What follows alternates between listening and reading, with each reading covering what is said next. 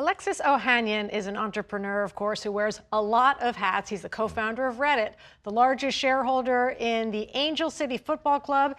He's a girl dad and the husband of tennis GOAT Serena Williams. But his latest venture is one that he is pretty proud of as well. Athlos NYC. So first of all, thank you so much for coming on the Rush Hour. Great to have you. Thank you for having me. I'm a proud Brooklyn boy, so I was made in St. Vincent's, so I'm grateful to be here. And yes, you are the perfect New York One guest at that. Let's talk about this event, Athlos. Tell us about it. I mean, it's huge, and it's coming right on the heels of the Olympics. That's right, and it was about a year ago that I realized we have these amazing women, fastest in the world, that we celebrate. We cannot look away every 4 years when they're competing in the Olympics. And as we know, the American women in particular are exceptional. And then all of a sudden they fall off the radar. And I said, no more. We're going to put on an event, record-breaking prize, celebrate them the way they should be celebrated even after the Olympics. And that's Athlos. And you being a proud Brooklyn boy, this is launching in Icon Stadium here in the city. Why is it so important to you that it launch here in New York? Well, look, let's be real. If you're going to create something that is this perfect marriage between athletic excellence and cultural excellence, there is no better city in the world than New York. Now, I'm biased, but look, we know the American women are awesome, but we have athletes coming from all over the world representing a lot of different flags. We just announced Mayor Lady from the Dominican Republic. We're going to have a ton of amazing athletes here, and you know, a headliner like Meg Thee Stallion. When you have this kind of excellence culturally and athletically, New York just makes a lot of sense. Yeah, it certainly does, and we that's one area where we can be non-objective on New York One is how wonderful New York is. But I'm just looking at some of the names who are going to be headlining your event. You have the Olympic medalist Gabby Thomas, Alexis Holmes, Tori Lewis, but you're also calling this a call to arms. Are you seeing women's sports right now really at an inflection point? Absolutely. I mean, when I made that first bet on Angel City back in 2019, it was on the eve of the Women's World Cup, and I saw this potential. I believe the same thing that I believe now. This shouldn't just be celebrated every 4 years, and obviously that has tracked very well over the last 4 years. I know Gotham FC is the local team here in New York, so don't hold it against me. Great team, but not as great as LA.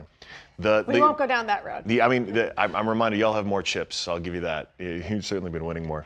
But the reality is, you have to see once and for all something that Serena and Venus showed right here in New York at the US Open so many times, which is you put men and women on the same platform, give them equal prize money, thank you Billie Jean King, and people show up. And to this day, without a Williams sister in the US Open final, more Americans tune in to watch the women than the men.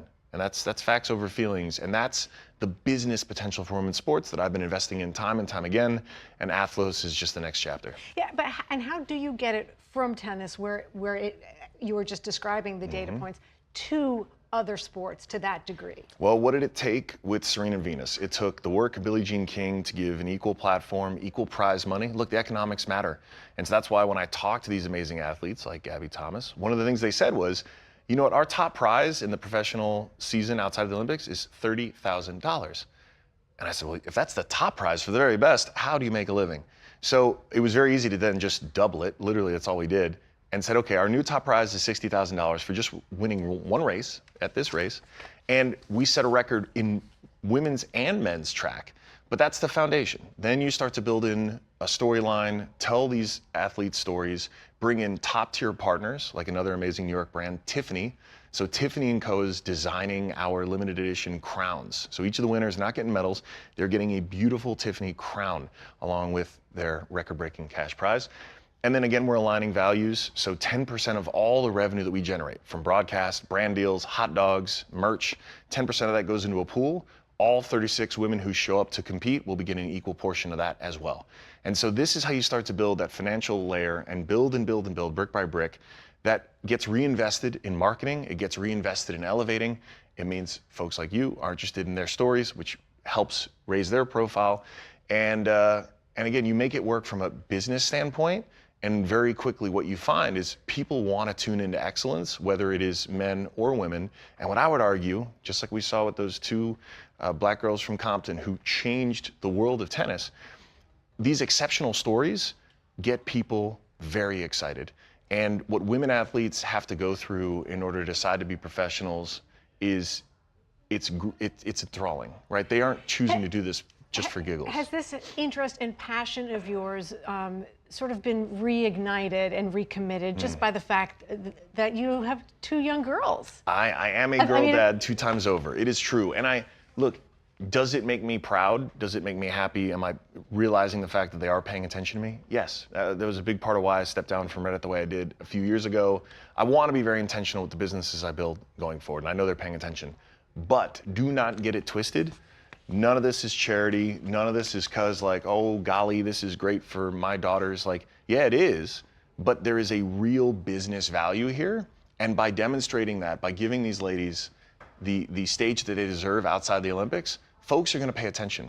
And if it does create a more equitable world, because 20 years from now, if my girls want to run track or your girls want to run track and they could get paid what they deserve, great.